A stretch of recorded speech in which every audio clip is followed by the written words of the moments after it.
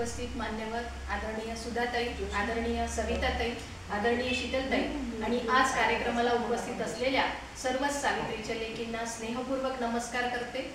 आज सावित्री शक्तीपीठ यवतमाळ शाखेतर्फे आपण 8 मार्च जागतिक महिला दिन आणि 10 मार्च सावित्रीबाई फुले स्मृती दिनाचं औचित्य साधून आपण छोटेखानी एक कार्यक्रम आयोजित केला आहे।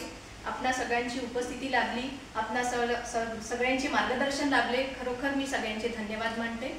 आणि आज महिला दिनाबद्दल सगळ्यांनी आपापले मनोगत व्यक्त केले, मार्गदर्शन केलं, प्रत्येकाने आपापलं आव्हान काय करावं हे देखील सांगितलं। त्याची अंमलबजावणी आम्ही नक्कीच करू। आणि माझं 2 शब्दात अगदी मनोगत व्यक्त करते। आयुष्याच्या घरट्यामधून जीवनाचे सूर साधते, जगते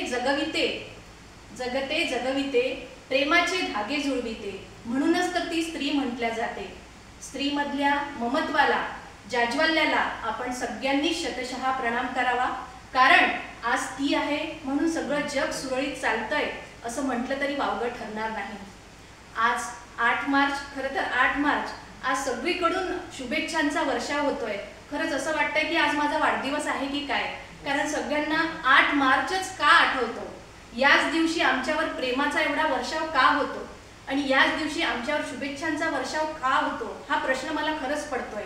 म्हणजे मैत्रिणींनो, 365 दिवसांपैकी फक्त एकच दिवस स्त्रियांचा कर्तृत्वाचं गुणगान करण्यासाठी, स्त्रियांच्या मुक्ततेसाठी खरंच एकच दिवस असावा का, हा प्रत्येकीने आपल्याला स्वतःला विचारण्यासारखा प्रश्न आहे। महिला दिनाचं खरंच म्हणजे बैलपोळ्याच्या सणासारखं झालंय। बैलपोळ्याच्या दिवशी जसा शेतकरी एकच दिवस बैलाला सजवतो, नाऊ माखू घालतो, त्याला नवीन कपडे घालून त्याला अगदी गावभर त्याची मिरवणूक काढतो, तसंच महिला दिनाचं देखील झालंय। आणि लगेच बैलपोळ्याच्या दुसऱ्या दिवशी बैलाला घाण्याला जुंपून त्याला कामाला लावलं जात आहे।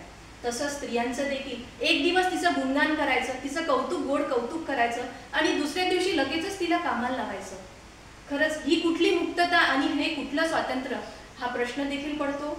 आपण म्हणतो की महिला सक्षमीकरण झालं पाहिजे, महिला सक्षमीकरणाचे कार्यक्रम देखील राबविले जातात, स्त्री भ्रूण हत्येसाठी कार्यक्रम राबविले जातात आणि त्या स्त्रीवर बलात्कार घडून येताना दिसतात। शोकांतिका वाटते। नुकताच आपण पुणे येथील झालेलं प्रकरण बघा, निर्भया प्रकरण बघा, यामुळे महिला खरंच सुरक्षित आहे का? महिलांनी खरंच खंबीर बनून आपली सुरक्षा करण्यासाठी काहीतरी पाऊल उचलायला पाहिजे। आणि आज महिला दिन आणि या दिवशी मला स्मृती दिनाचं औचित्य साधून क्रांतिज्योती सावित्रीबाई फुले यांची देखील आठवण होते। त्या माऊलीने 150 वर्षांपूर्वी आपल्यासाठी अंगावर शेण, चिखल, दगड, धोंडे झेलून शिक्षणाचं दालन आपल्यासाठी खुलं केलं। त्यामुळेच आज तुम्ही आणि मी दोन शब्द धाडसाने येऊन बोलते आहे आणि याचं श्रेय केवळ आणि केवळ आपल्या सावित्री माईंना जातं। आज त्यांचं विस्मरण करून चालणार नाही। आज सावित्री शक्तीपीठातर्फे हा कार्यक्रम आयोजित करण्यात आला, छोटेखानी का होईना, पण महिला समोर येऊन 2 शब्द धाडसाने बोलतायत, खरोखर ही आनंदाची बाब आहे। आज कवयित्रींचा सत्कार सावित्री शक्तीपीठ शाखेतर्फे झाला आहे। आमचे मार्गदर्शक आदरणीय गुरुवर्य, त्यांच्या मार्गदर्शनाखाली आम्ही हा छोटेखानी कार्यक्रम आयोजित केला आहे। त्यांचे असेच मार्गदर्शन आम्हाला मिळत राहो। आणि जाता जाता मी एवढंच म्हणेन की आपण सर्वजण इथे आलात, आपली उपस्थिती म्हणजे खरोखर आमच्यासाठी खूप महत्त्वाची आहे। आपले मार्गदर्शन, आपले सहकार्य आम्हा सर्वांना असेच लाभत राहो। माझ्या शब्दांना इथेच विराम देते आणि थांबते। धन्यवाद। जय ज्योती।